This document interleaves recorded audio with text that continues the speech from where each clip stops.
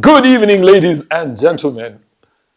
Oh, you're right. No. Okay, cool. Now we're here on your favorite show, and that is Men. I am the boldest man in Kampala at the moment.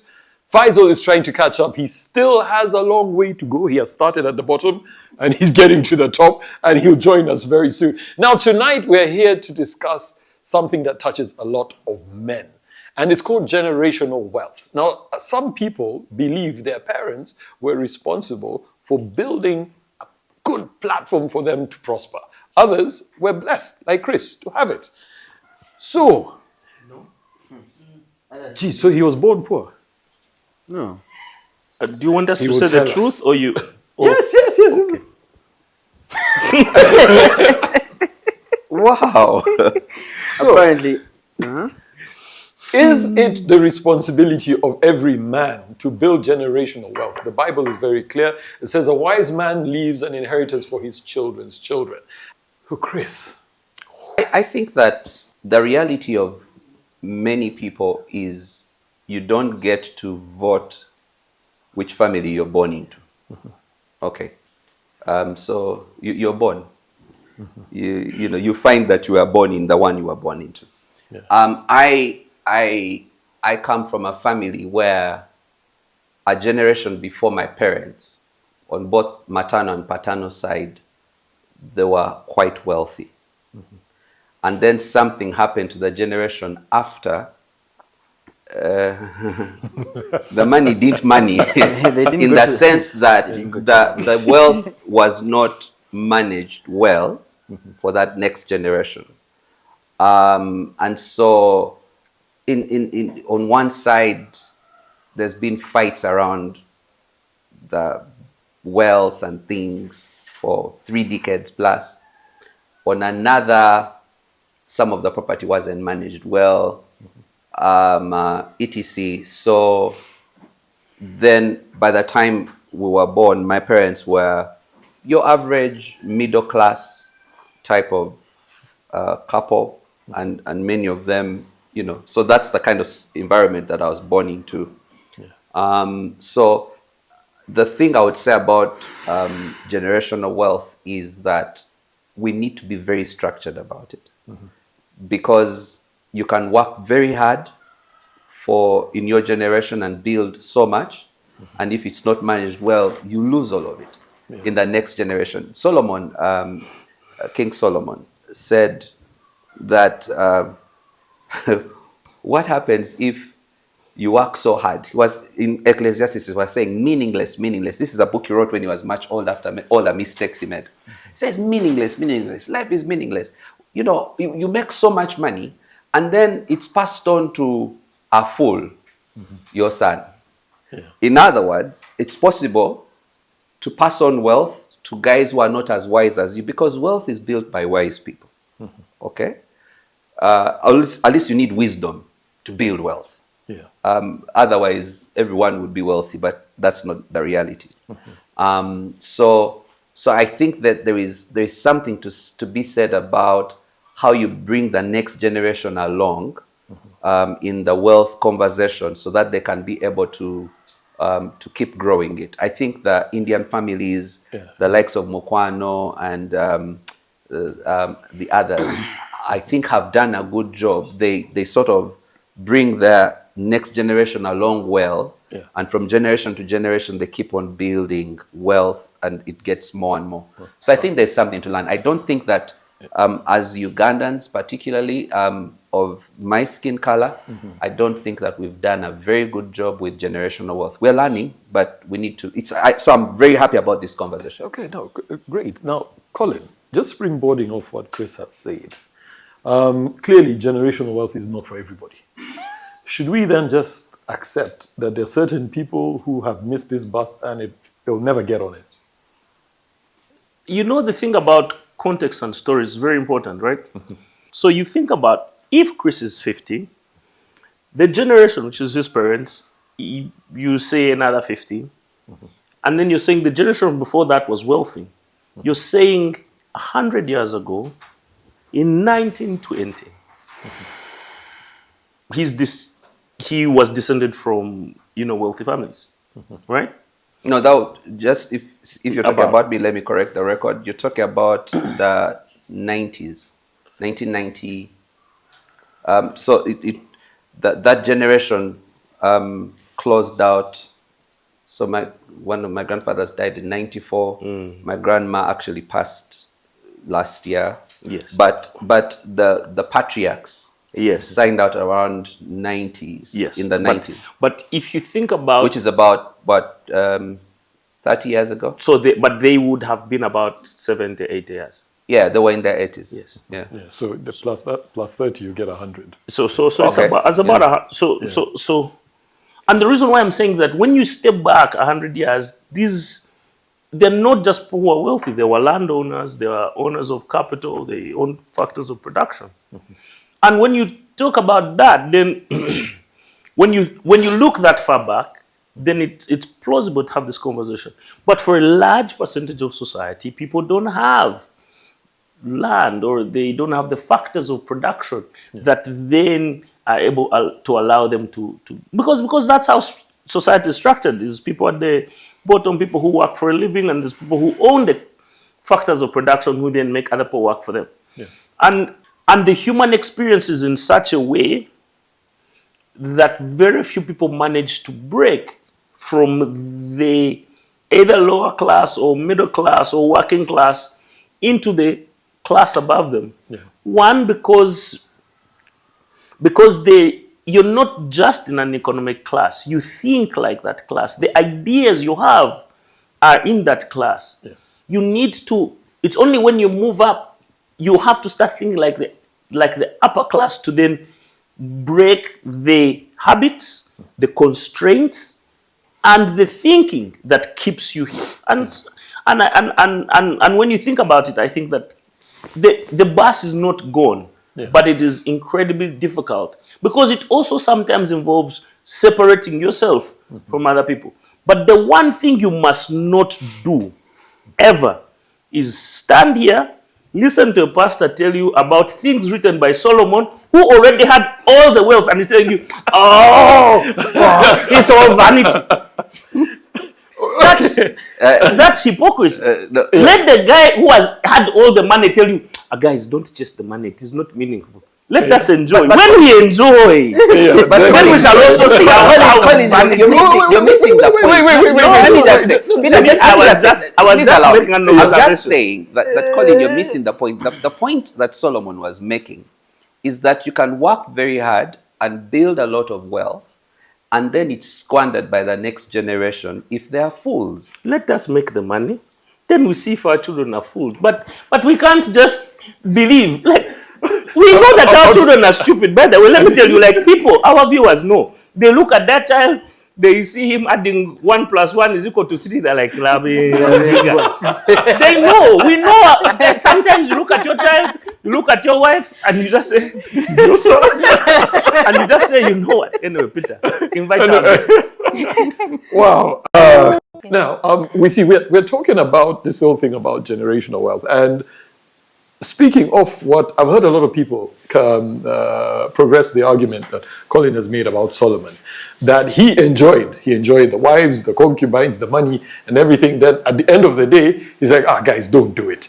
And everybody's like, really? You didn't even stop halfway. You went all the way up to the end to say it was not worth it. But that's a discussion for another day.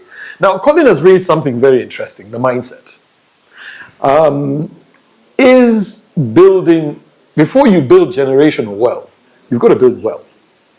And again, springboarding off what Chris has said, if you're thinking about generation, then you must find a way of teaching your fool of a child to manage that wealth. Don't point at Faisal. Jesus. Yeah.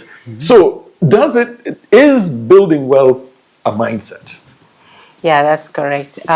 Building wealth is just a mindset, because as the previous speakers have said, when his grandparents from both sides had wealth, but nobody taught them financial literacy. Mm-hmm. Nobody sat them down and told them that you can start to invest, you can know where to save, you can budget. Those are the things they didn't learn. But from now onwards, we shouldn't be talking about losing that wealth because we have books to read. We can learn financial literacy when we are young. Start telling your kids, don't call them fools. But if he's a fool, he's a fool. No, but you can teach, anybody can learn. Yeah. Not Yeah. true. You haven't met our That's friend. how they say anybody can get married. You must meet him sometime. No. I think anybody can learn if we start by teaching them from when we're having dinner. Tell them how was your day, what is about saving, what's about budgeting. Show them as parents. They start showing them how to budget and even how you're making money. Take your kids to your workplace. Teach them what you do. Most of kids don't know what most of us because do. most of us are doing shady things. So you can't take your kids to work. Ask Yeah. Colin. Yeah. No, he can't. Yeah, so teach them and even teach our wives how we are making money, where it's coming from. So I think financial literacy is very important. The older generation didn't know, but now we know. We cannot say we are going to lose that wealth because we are really hardworking people in Uganda or Africa, really hardworking and we're rich. But if we don't have the structures to maintain that wealth, teach financial literacy, then we will not generate that wealth. Okay. Now, Faisal, about us being hardworking people. You know, your generation are into working smart. Okay. Your generation are not aware that the woman you marry will determine whether you'll get foolish kids or not. Because the intelligence genes come from the woman. All right. Yeah. Should a young man be intentional about who he marries, about working, and start working on it literally from the beginning? I think from the moment you wake up in the morning, you should be intentional about everything you're going to do. Yeah. There's a book I read, I've probably forgotten. Chris's book? No, not Marry Well. Although I'm coming to that one too. There's a book I read. So the book was about decisions, and they said we all have the same brain, the same 24 hours in a day. But some people are way more successful than others. But that's because those other people, they don't get to make as many decisions in a day as we do. So if, let's say, in a day you have 35,000 decisions to make, and this is whether your heart is beating or not, whether your lungs are breathing or not, or whether you step out of the house or not, there's a guy who, for him, before he sleeps, he has set his entire day. Like, he knows what he's going to wear, he knows what time he's going to get to work, what he's going to do at work, what time he's going to leave, go to gym, and come back home. So that when I start my next day, it's flawless. I'm not making decisions. I made all those decisions no decision yesterday friction. night. Yeah. So that level of intent is exactly what you need, even when you're picking your next. I was going to say, your next of kin. Yeah, because Your understand. wife is your next of kin. She's supposed to be. Guys, this is why you have no generation. Now, all right, we do need to jump into a break. We're going to come back straight to you. Now, we're here at Sangha Courts having a conversation about generational wealth. What role do men have to play in building generational wealth? And we'll be right back. Welcome back from the break. In case you've just joined us, you are right in time for Colin. That sounds good. I don't know how he managed to do that. Yes. To enjoy his Tusker Mode Lager as we talk about generational wealth. Now, Faisal, you were breaking this down for us about being intentional. Yeah. So, even when it comes to picking your next of kin, you really have to be intentional. But I'm not going to lie and make it seem like if you pick the right person, everything is clear cut. Because you have to understand, at the end of the day, wealth comes from God. However much you work, however much you mentor your children, You however say much. God makes some people poor. In my school of thought, wealth comes from the Almighty. I get it, but Yeah. I'm asking, are you then saying that God makes some people poor? Yeah. Okay. There are some people you're not meant to make money here. You're not meant to be rich on this earth, and it's okay. You're here You to don't have to be like everyone else. You're meant to be as an example. You're meant to you're meant of to be a poverty for peasant. other people. Yes, that is there. Not everyone is meant to make it. Not everyone is meant to own a building in Kampala. The sooner you understand that, the better it will be for you, because you will stop admiring every other thing you see But out then there. how do you know you're the chosen one? Why do you want to be the chosen one? Why can't you just live your life based on what you Values have? and Be grateful principles. for what you have. Transfer the values you have. Because, my G, we grew up without money, like completely. Like, I am in that sort of life where I'm not even looking at my parents' inheritance. You get me. When I wake up in the morning, I am looking at, okay, Faizo, what are we going to do to make sure the next 5 years are going to be okay? Not at any one point in time do I call my dad and say, oh, buy this piece of land, oh, buy this and this and that. No, it never happens like that. Now, the one thing maybe I can say, because I did read about a couple of families, I've seen some families also accrue generational wealth. I'll talk about my former boss, Mr. Patrick Bitature. Yeah. Now, when you look at a family like that, because his dad had money, but eventually politics happened and all the money disappeared. Was squandered. Yeah. Yeah, all the money disappeared. And this guy had to go back to the basics. So that's where I love Chris's point of the values you instill in your children is actually what I call the wealth.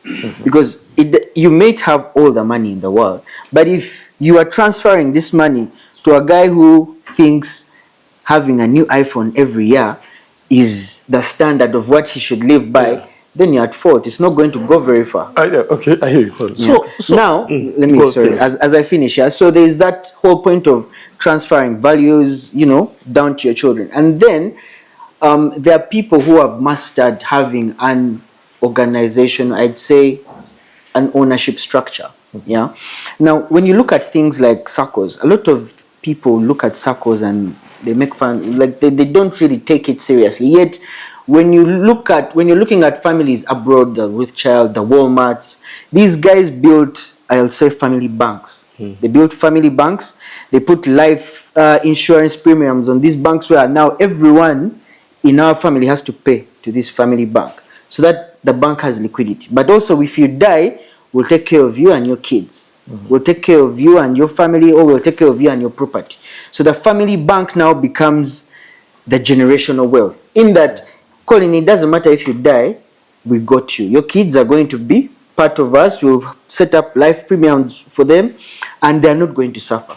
That's also another way of accruing generational wealth, as opposed to the value system is difficult and all this. So I've seen families. I've actually had families, because we've attended events where circles come together, and I've seen people who are raising serious money through a family circle.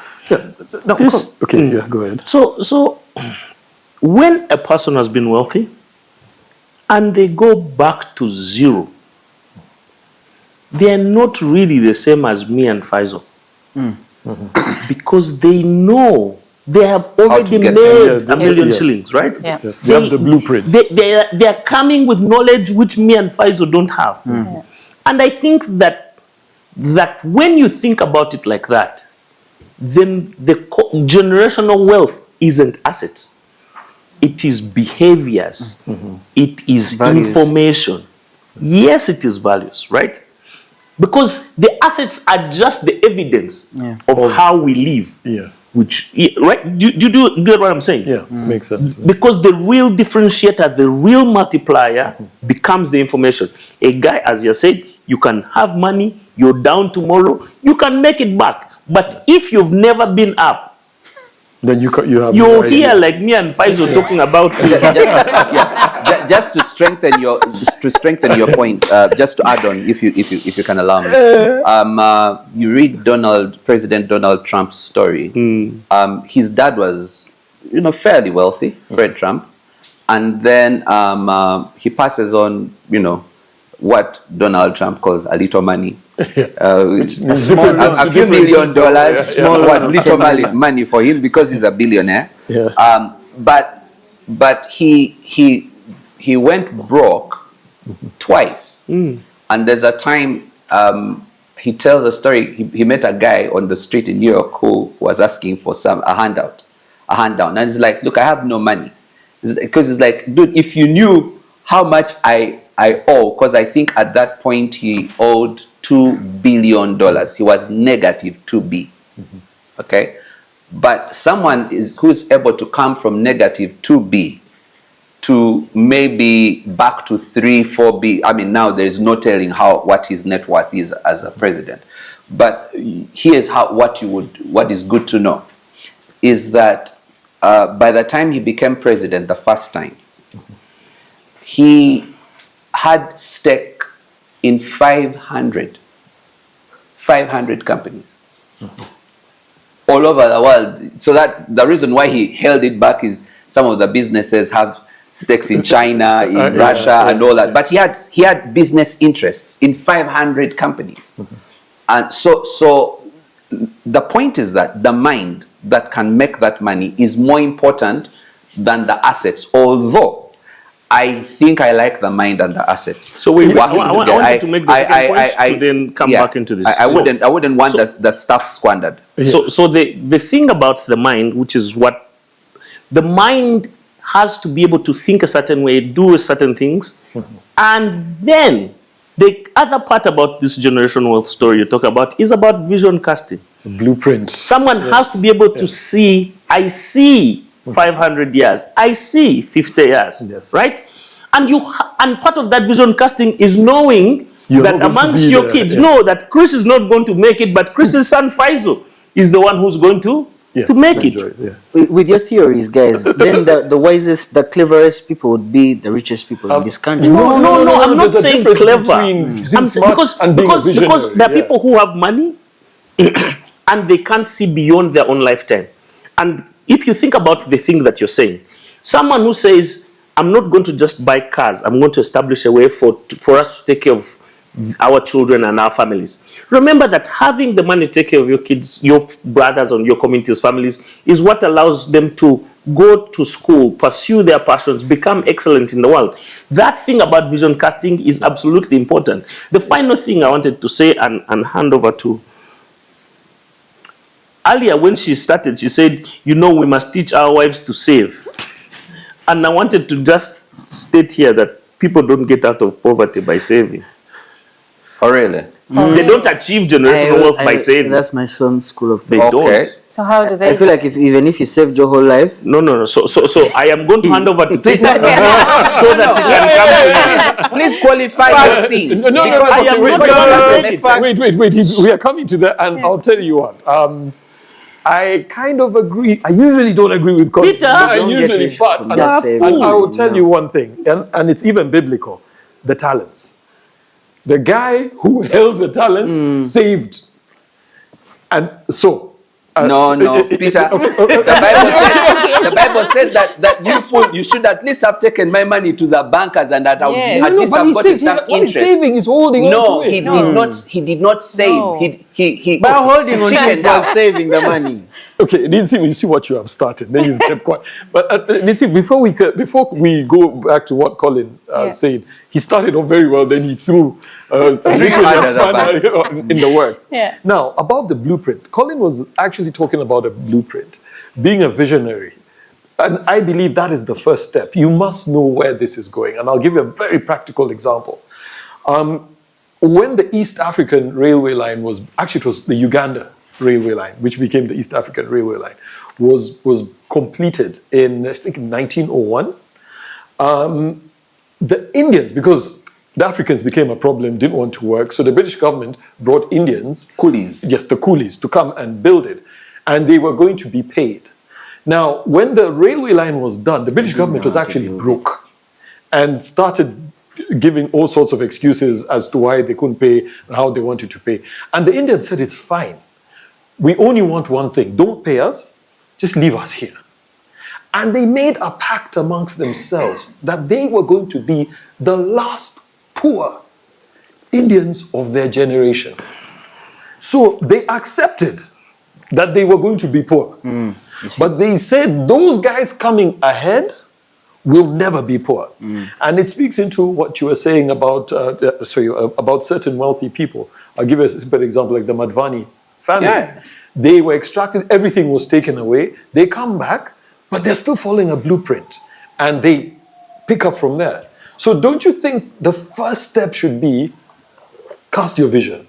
Say, I'm going to be, as Faisal, as young as he is, says, I'm going to be the last poor guy. Let me enjoy my But guys, poverty. you know what? Yes. I think we should stop lying to the public. I'm not People poor. think that Faisal No. is young. Yes. Faisal is not No, poor. I'm not poor. Faisal runs Let's like first start 16 with that. businesses. Yeah. He has like 2 I don't know why you podcasts. keep He has using me side as a hustles. basis of Yeah. poverty. I am not Like, poor. there's nothing poor I look about this poor to guy. you. So not poor, not young, which is which? No, he's young, but he's not poor. Okay. You over to you. He might have more money than this motivational speaker. I just want to clear that out. I'm not a motivational speaker. sorry. Yeah.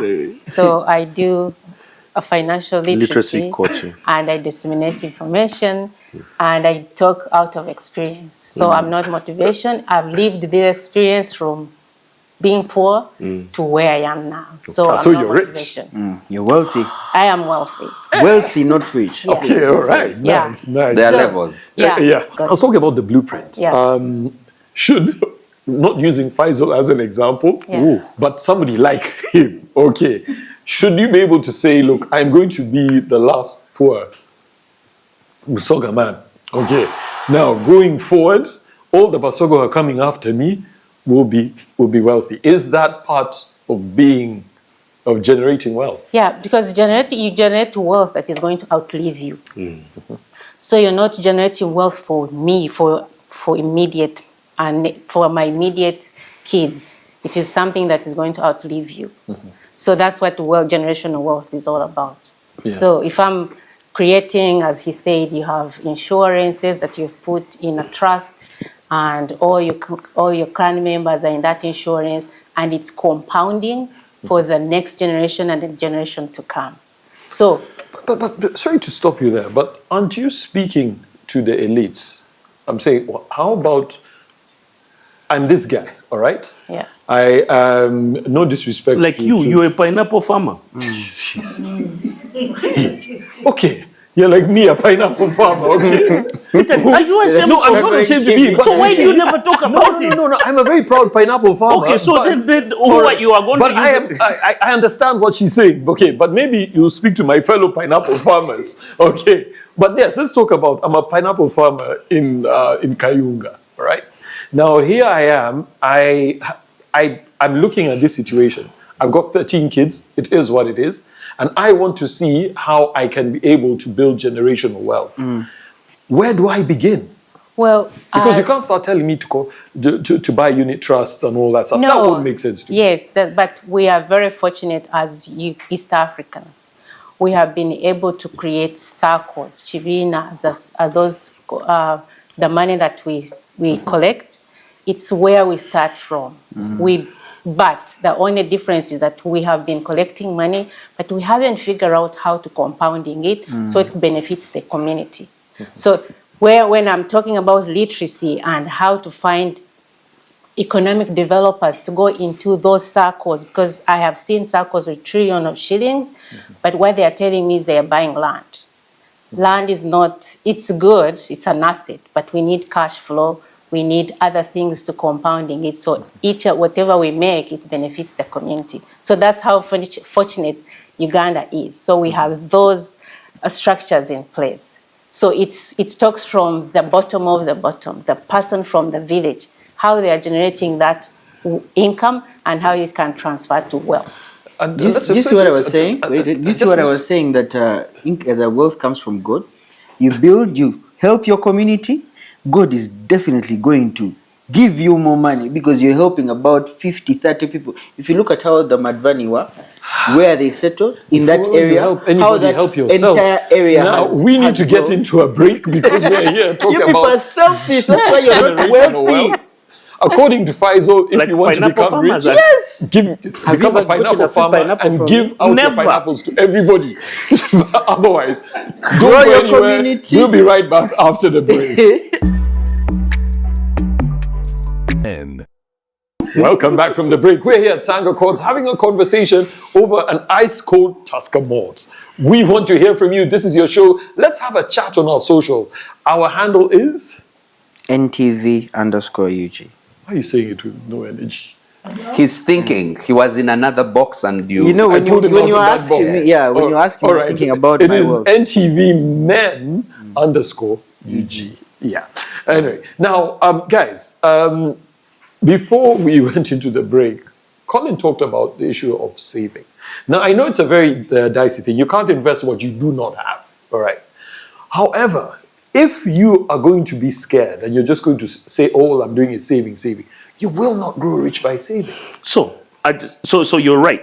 But I think that when you look at society and how we structure our lives, when you're at the bottom of Maslow's hierarchy of needs, and we've spoken about this before, like you're trying to get into relationships with people who are dating for bundles and clothes and shelter. Yeah. Like that's not who you're going to build a life with, right? And I think there's a certain level below which you really should just focus on your survival. You can save a little, but a lot of saving that happens at that level is to just absorb life's shocks. Peter has been discovered he needs a kidney transplant. Boom, money gone. It wipes away your entire savings. Some people, and people say it online, and we think it's a joke when they say that in Uganda you are one hospital visit away from abject poverty, right? Yeah. And I think that we have to be alive to the reality of how our people live, right? Yeah.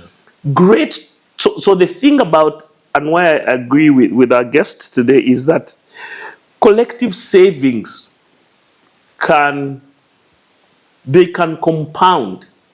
Yeah. So my 10,000 maybe doesn't compound as much as if my 10,000 combines with all of our 10 million. And so the interest is more, and we can then borrow, we have access to credit, and sort of there's that growth. But individually, most people are, I guess the point I'm making is, individually, most people are trapped at that Maslow's hierarchy of needs, and they can't see past their daily bread for you to then make them say, sacrifice this thing for 10 years. Don't eat bread for 10 years so that your child can go to secondary school. They can't see that because of the crashing nature of daily life. All right. Whereas I agree with you, I want to, and I'll start with you, Chris, just to throw in how do I put it? Just to throw in now the missing piece to the picture, for lack of a better term, your spouse. Does the person you want to build generational wealth with matter, or is it something as a man you can do on your own? Because we have seen women, some women, not all women, take it that once they start putting money in, they are investing, okay, in you. They're not seeing the bigger picture. So can we say as a man, you're meant to be able to sell your vision to your woman so she doesn't feel like, oh, I invested in him and I got nothing out of it? So I think that when it comes to money, it's very touchy, very, very, very touchy. And different people deal with money differently. But in my latest book... what's that? In my latest book, Marry well. Page 46, section 8. Yeah, no, there's a great book that's out. Marry Well, they're talking about. It's a really good book, how to build a marriage that can carry real life. But the thing I want to say is that in marriage, people handle money differently. You could even be kids from the same home, same dad, same mom, but the way the marriages, you both get married, or you all get married, and the way the marriages deal with money is different because people are different within a marriage setting. You can have a scenario where the couple knows where all the money is, what comes in, what goes out, what the investments are, and they're holding them separately. So you can find people who own different things, but they're owning it together, and somehow for them it makes sense. There's others who it's both names on everything. Then there's some who one is hiding this and the other is hiding that, and they're only disclosing what they're willing to lose. And all those scenarios are listening to us today, right now. Okay. So the thing about marriage has got to be, I think it's got to start with the agreement you have as a couple, the covenant you have. Like, how have you agreed to deal with money? Because if you have what I think is an unfortunate scenario of his money, her money, the fights that they would have if you advise them to put it together. I know some people who, down to, this is how we separate the expenditures. I do school fees, rent, or building the house or whatever. You do onions, tomatoes, water bills, and things like that. And it seems to work for them, okay? I don't know how you do that math, but some people do that kind of math. What I'm saying is that it varies. All right, guys, now we have to start wrapping up the show. Yes, time flies like that. Just like that, you blink and it's gone. He warned you, didn't he? Yeah. I did so warn her. we'll start with your parting shot. Yeah. Perry. What would you want the guys out there to know? I think my short is like adding on to Chris's story, is building generational wealth should start from us, this generation. So we start now, we start teaching our children about financial literacy. When you're 20, you can put 20,000 shillings aside on your investment. And by the time you're 40, you'll be a billionaire. I can share that with anybody that is interested. And you can use that same formula for our viewers. So 20 it's years. possible. Yeah. Yes. 20,000 shillings at 20, Every be day. a billionaire by 40 every month. Every day. Every day. Yeah. Okay. Every day. Makes sense. Which we do. We spend, a regular person spends 100,000 every day.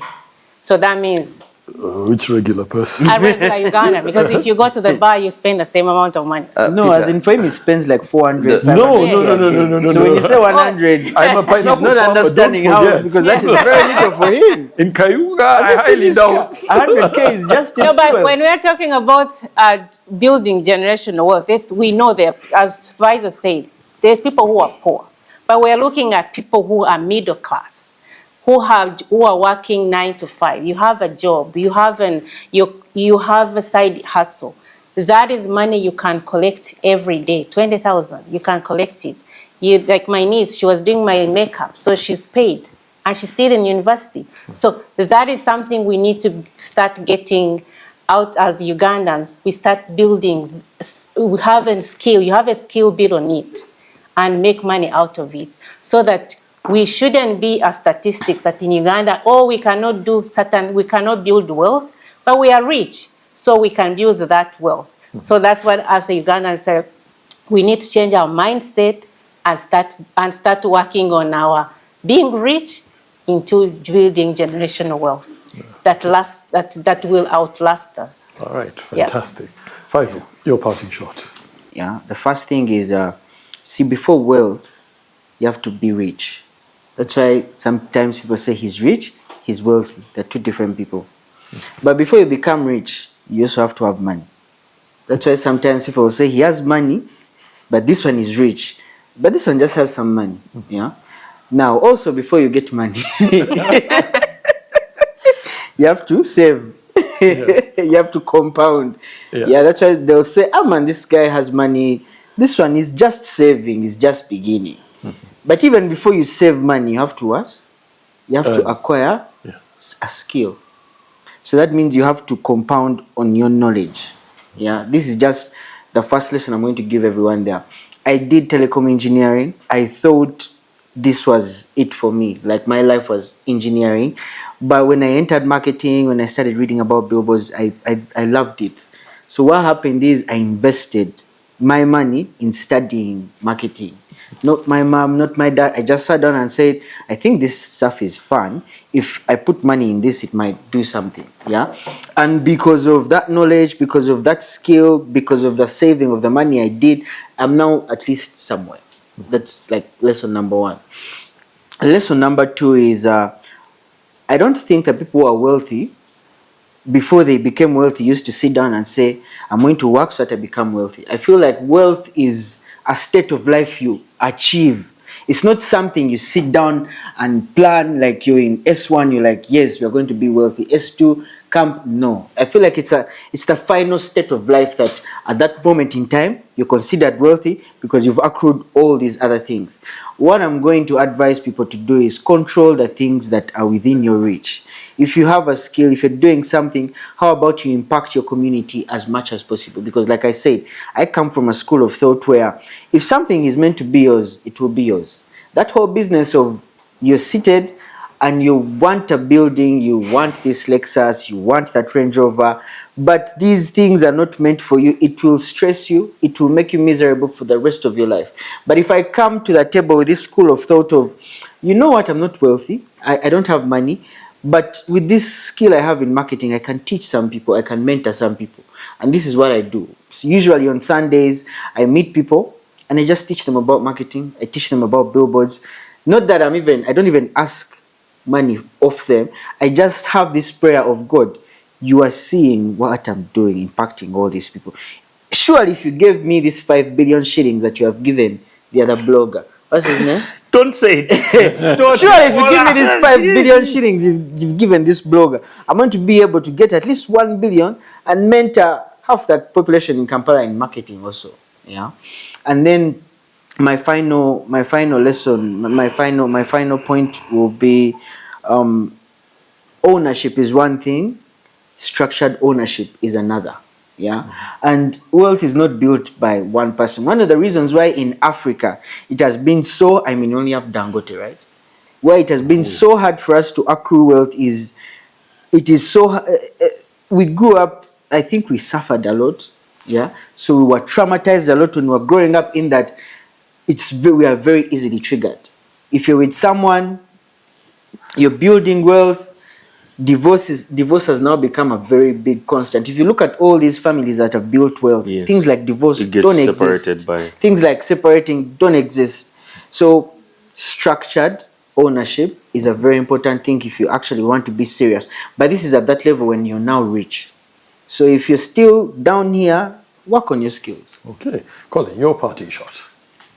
No, I mean, when you hear Faisal talking about structured ownership, I think he makes a very good point, right? Because when you're really building wealth, if you're building structured wealth, and it's not just a one-man show which lives under Peter's pillowcase, you make a lot more people richer, right? Yeah. Lawyers and contracts and legal fees and accountants and advisors.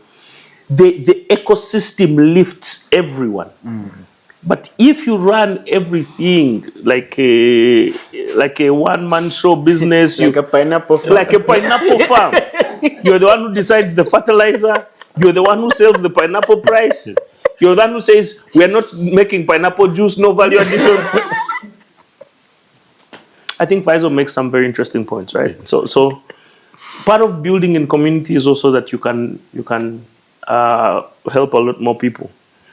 Another thing that we said today that was very interesting was this: who you marry determines, where your wealth is. From time to time, just look at your roommate. Look at the person who's next to you in bed and know that generational. First, you said what? That you are going to be rich, you will not be wealthy. You can be with someone who's from a wealthy family, but you've been with them for 6-10 years. You've never seen them pick up a book. They have never read the book, but every day they're telling you what so-and-so did on TikTok and what is on Senga acid and what is... Like, bro, just know it's on you. You have no help. No one is coming to save you. Okay. Chris. Not just financial literacy, but the practice of the same. Earning, saving, investing, and giving. Because actually, I think those 4 things work together.